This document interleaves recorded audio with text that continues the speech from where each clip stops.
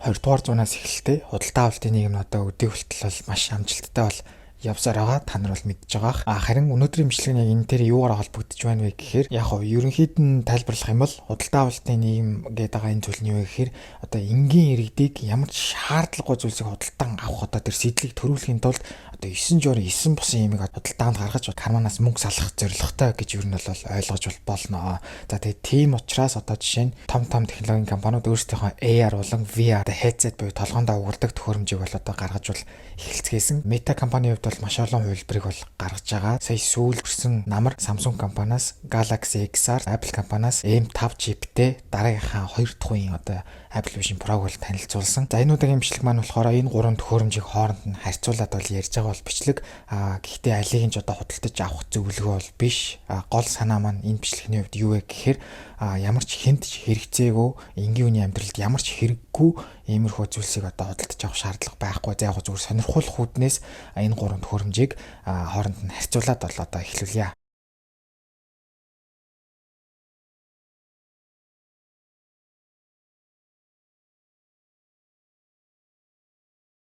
Өнөөдрийн бичлэгтээ Momag цэгийн сайт бол хамтран ажиллаж байна. За Momag сайт нь ямар учиртай вебсайт вэ гэхээр Mac үеийн систем буюу macOS дээр програмууд татах одоо замчлалыг илүү бол одоо дөхөн болгож өгч байгаа юм байна. За та нар Momag цэгийн гэж ороод програмууд хэсрүүд рүү орох юм бол macOS дээр суулгажуулах програмууд нь л ингээд л гараад ирэх юм байна. Тэгээд ер нь бол Windows дээр яг програм суулгахад ер нь бол айгүй амархан хялбар олддог бол macOS яг жоохон өндөрлөлтэй байдаг.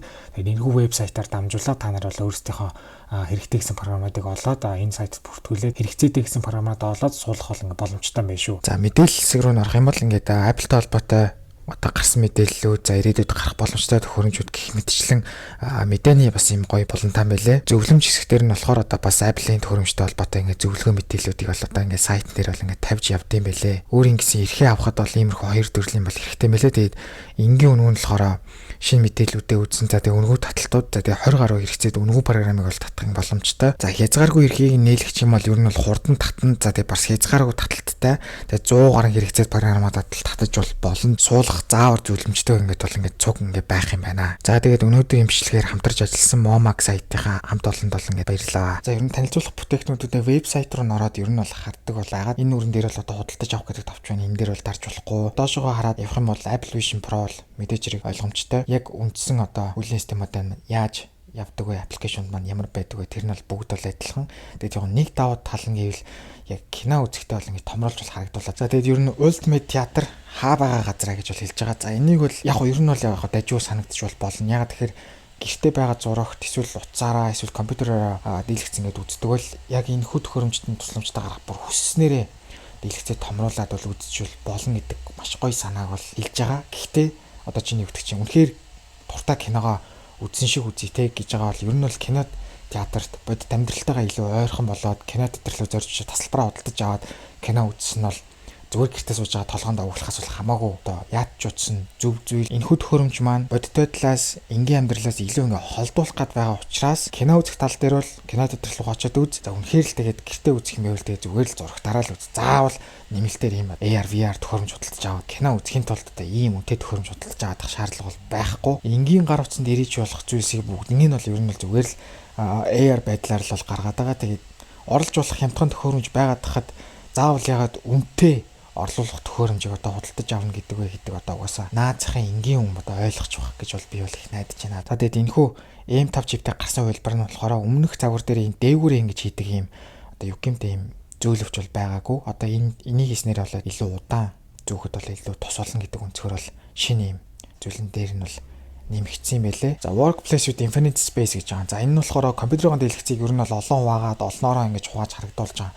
За энэ дээр бол яг уу ажлынхаа бүтээмж талаас үнэхээр нэг дэлгэцтэй харьцуулж ажиллахад одоо олон дэлгэцтэй ажиллаж байгаа бол бүтээмж нь хэрвээ нэмэгддэг бол за яг байж болох юм. За эдийн засгийн талаас нь ярил энэ тухайн худалдаж авч байгаа хүн маань үнэхээр ажлынхаа бүтээмжийг нэмэгдүүлэхийн тулд энэ төхөөрөмжийг худалдаж авч байгаа бол энэ тухайн төхөөрөмжийн маань үн маань одоо тухайн хүний цалинтай харьцуулахад бага хэмжээтэй байх хэрэгтэй. Карманых нь мөнгө 100% дуусахгүй, зээл авахгүйгээр, лизингхгүйгээр хэрвээ худалдаж авч байгаа бол яг үнэхээр зөв гэж яг тооцогдчихвол яг болох юм байна. FaceTime маань бол энэ холограм байдлаар бол нөгөө маань бол харагддаг. За нөгөө маань бас Apple Vision Pro ашиглаж байгаа бол нөгөө талдаа чи бас одоо холограм байдлаар бол харагдаж байгаа. За тэгээ энд ч бол яг анхандаа бол яг энэ дүрсэн жоохон мяа байсан бол сүүлрэг бол одоо жоохон илүү бодит байдалтайгаар бол харагддаг болсон гэж бол хэлж байгаа. За 2 чип болго харж байгаа. M5 болон R1. R1 нь болохоор камертай холбоотой үйлдэлүүдийг одоо гүйцэтгэхийн тулд ажилтдаг бол чип юм байна. За Apple Vision Pro-гийн хувьд бол юм байна. За Galaxy XR бол ер нь бол Apple Vision Pro-гийн дараа гарсан.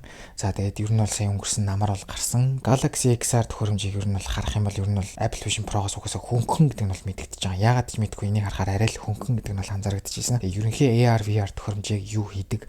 Ерөнхий бүх үйлдэлүүд нь бол байгаа. Ялгаатай зүйл нь ивэл доторх үйлний систем. Тэгээд яг л адилхан авсан зураг бичлэгээ ингэж одоо 3D байдлаар бол хардсан байлээ. За тэгээд яг энэ танилцуулгын вебсайтн дээр YouTube аппликейшнийг хамгийн урталтаа тавьсныг бол харж байгаа. Яагаад вэ гэхээр өрсөлдөгч Apple Vision Pro маань App Store дээр YouTube аппликейшн бол хараахан бол гараагүй байгаа. Маркетингийн зорилгоор бол одоо Galaxy XR төхөөрөмж YouTube аппликейшн ингэж урдаа бол тавьсан байна. За тэгээд тоглолт үзэх, хэрэгжлийн програмууд дээр ажиллах гэх мэтчлэн зүйлсүүд бол байгаа. За тэгээд төхөөрөмжний нарийн хэсгүүдийг тайлбарласан хэсэг нь бол энэ дээр байна. За мэдээж хэрэг нэмэлтээр энэ гар худалдаж аваад тоглоом тоглож болно.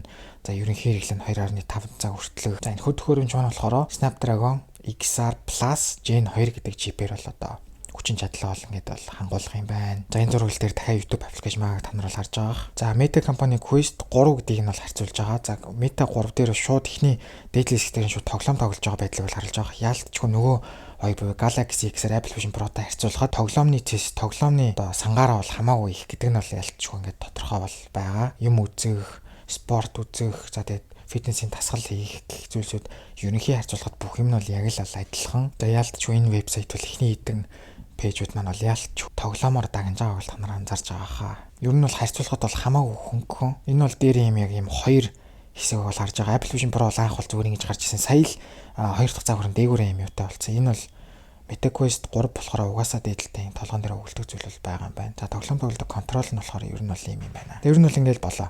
Яг сонирхолтой үднээс энэ 3 вебсайтн дээр AR VR төхөөрөмжөө яа танилцуулмыг харуулах зорилгоор бол та нарт бол сонирхоллоо. За хамгийн ихний харьцуулах зүйл маань болохоор чип байна. Ямар ч төхөөрөмжөнд бол чип бол маш чухал байдаг. За хамгийн хүчин чадалтайгаар мэдээж хэрэг одоо Apple-ийн Silicon chip буюу M5 маань 25 оны байдлаар гарсан чип маань 3 нанометрийн технологиг бол ашиглаж байгаа.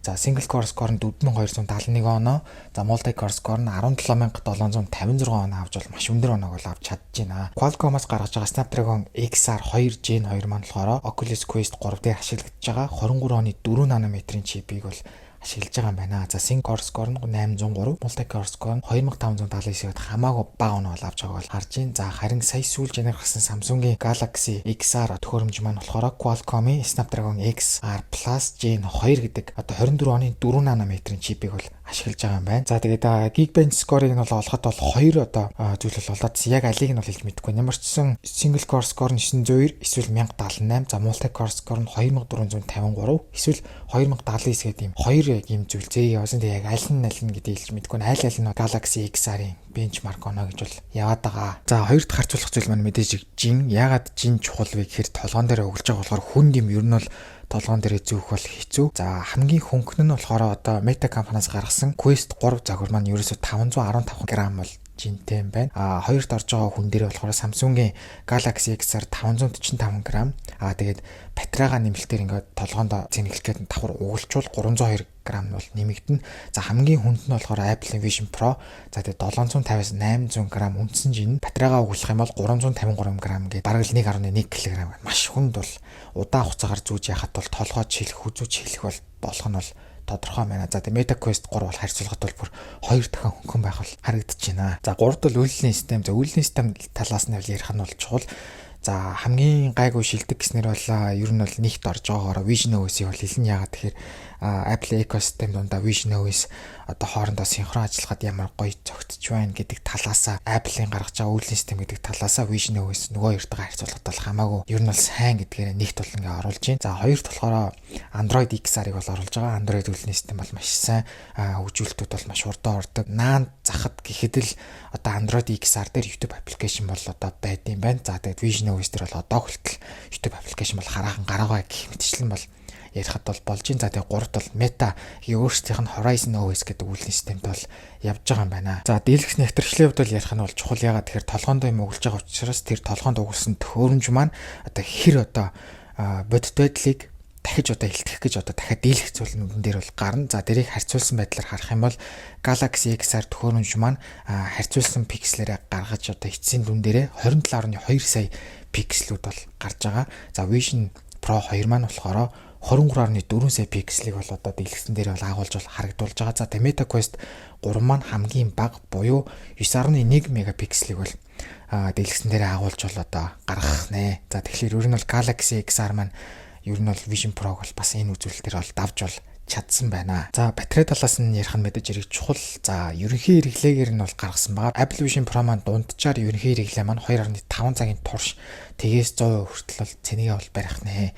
За Meta Quest 3 болохоор 2.2 цаг. За тэгээ Galaxy XR маань болохоор 2 цаг гэж байна. За тэгээ Galaxy XR маань хэдий яг Apple Vision Pro-гоос 30 минутаар бага байгаа ч гэсэн жингийн үед ямар хөнгөн бэ гэдгийг нь бол бас мартаж болохгүй гэж бол би бол бодож байна. За тусын давуу талуудыг нь ялч онцлох хэрэгтэй баг. За Galaxy XR бол надад бол хамаагүй давуу талтай бол санагдсан. Яагаад вэ гэхээр ер нь бол төхөөрөмжийг ашиглаж яхад Gemini AI маань ер нь бол шууд ихэнх үйлдвэрлэлийн системийн хэсгүүд дээр ирээд Himalayan-ийнхаа үйлдэлүүдийг бол тусалж бол орж ирж бол чаддсан байлээ. Тэр нь бол маш гоё бол санагдсан. За Apple Vision Pro бол ер нь бол хоёрт бол оруулсан. Ecosystem гэдэг талаас нь бол оруулсан. Яалтчгүй нэг MacBook, iPhone өөрсдийнхөө нэг Apple Ecosystem-тэйгээ синхрон бүгднтэй гоё цуг ажилтдаг гэдэг талаасаа бас үйлдвэрлэлийн систем талаасаа яалтчгүй Apple Vision Pro маань яг давуу тал маань Ecosystem гэдгээр бол хоёрт бол орж байгаа. За гуравт бол Meta Quest 3-ыг бол оруулсан. Давуу тал нь хэмэл гейминг. Яалтчгүй Meta компани гейминг талаасаа яг тухайн одоо үйлдвэрлэлийн систем дотроос тоглоомныхаа аппликейшн руу ороод тоглоом татах тал дээр бол яалтчгүй тоглоом талаас бол нөгөө хоёртойгоо харьцуулахад бол хамаагүй давуу талтай бол санагдсан. За үүн бол мэдээж хэрэг маш чухал, хамгийн чухал нь. За тэгээд Meta Quest 3 маань бол хамаагүй хямдхан буюу $499-оор 512 GB-тай хувилбар нь бол зарагдаж байгаа юм байна. За тэгээд дараагийн одоо үнэтэй загвар нь гэвэл Samsung Galaxy XR $1799 256 GB-ны багтаамжтай. За тэгээд Apple Vision Pro болохоор XR-аас 2 дахин үнэтэй $3499 256 GB-ны багтаамжтай нь бол ингээд орж байна. За энэ дээрээс ерөнхий харах юм бол ер нь Samsung Galaxy XR үйлдвэрлэлийн систем нөр өөрчлөлтөж компанийн болохоос биш ерөнхий яг Apple Vision Pro-гийн хийж байгаа бүх үйлдэлийг бол хийж чадсан. Дээр нь Gemini AI маш сайн туслана. Тэнгүүдээ үн 2 дахин бага гэдгээр бол үнэхээр бас нэг юм бодогдуулахар байгаамаа. Намайг үздэг хүмүүстээ зориулж Discord сервер бол нээсэн. Тэгснээрээ та нар хоорондоо юм бичих боломжтой болсон байгаа. Тэгээ би биентэйгээ гоё нээлттэй бол харилцаж байгаарай. Тэгээд Discord маань нэгтгэхийг хүсвэл description хэсэг дээр линкийг нь тавьсан байгаа. За бичлэгнийхаа төгсгөлдөө энэ хоёр санааг бол хэлье. Эхний санаа нь бол хамаагүй чухал санаа. Дараагийнх нь бол ер нь бонус байдлаар гэж бол ойлгоорой. Ер нь эцсийн энэхүү AR VR төхөөрөмжинд ер нь хинд ер нь хэрэгтэй юм бэ гэвэл ер нь одоо мэс заслын эмчнэр мэс заслаа хийж байхдаа энэхүү AR VR төхөөрөмжийг бол ашиглах одоо тийм тохиолдлууд бол гарч бол эхэлсэн байгаа. Тэнгүүд ер нь бол хүний амьтаа холбоотой иймэрхүү чухал одоо зүйл дээр AR VR төхөөрөмжийн үнэхээр хэрэгцээ шаардлага ингээд үүссэн юм байна. Тийм учраас энэ тохиолдолд миний хувьд AR VR төхөөрөмжийг бол ашиглахад бол үнэхээр нэн шаардлагатай гэдэг үднээс л одоо ийм хүмүүст л үнэхээр хэрэгтэй байна. Түүнээс биш энгийн мэдрэшин хүмүүс бол гэртээ зүгээр юм толгоондоо юм угуулчаад яваад тахал ямар ч бол шаардлага бол ингээд байхгүй байна. За дараагийн кейс болохоор нэг бас жоохон сонирхолтой гэдэг үднээс бонус байдлаар л ярьж байгаа. За Ready Player One гэдэг кино л гарч ирсэн. За энэ кинон дээр яд юу гэдэг вэ гэхээр тоглоом тоглохдоо энэ төхөөрөмжөд толгоондоо углаад давхар юм юу бол өмсдөг. Нэмэлтээр юм хувцсал өмсдөг. Тоглоом дотроо бүр тэр чигтээ ороод бол тоглодог. Тэгээд хөгжүүлэлтийн одоо байдал маань явсаар агаад эцсийн байдлаар үнэхээр яг энэ кинон дээр их шиг эцсийн юм төгс хувилбар нь эртээр эрзэнийн цагтаа гарлаа гэж бодоход бас яг худалдаж авахд бол нэг гэмгүү гэж бол санагдаж байна. Түүнээс шул одоогийн одоо юу гэж шинэвдэж Meta Quest 3 дээрх тоглоомнуудыг тоглох эсвэл зүгээр л ингийн ойр зур хэрэглээндээ одоо энэ төхөөрөмжүүдийг ашиглахад бол за тэгээд эцсийн байдлаар төгс хувилбар нь гарах хаач байсан учраас иймэрхүү зүгээр л гар утсан нэрээсээ хийчих болох зүйлсүүдийг заавал толгоондоо юм өгөлж хийх гэдэг шаардлага байхгүй учраас одоо худалдаж авах шаардлага байхгүй гэдэг үнцгийг бол гаргаж илж бол ярьлаа.